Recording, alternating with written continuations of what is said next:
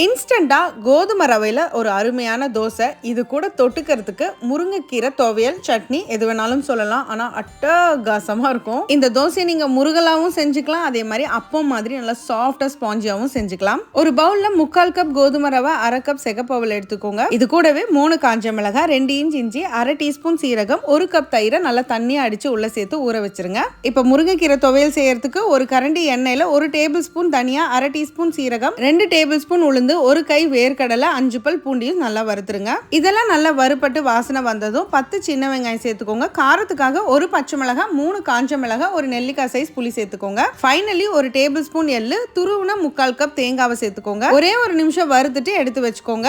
அடுத்து 3 கைக்கு முருங்கைக்கீரை, வாசனைக்காக கொஞ்சமா கொத்தமல்லி, ஒரு 4 புதினா இலை மட்டும் சேர்த்துக்கோங்க.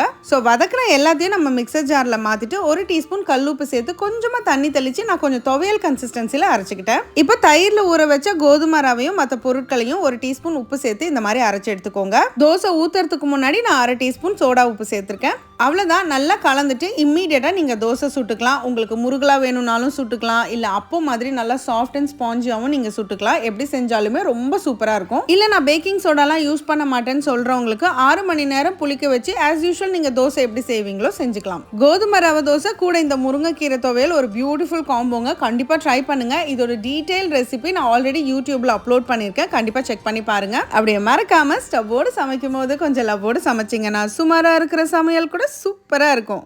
எப்படி?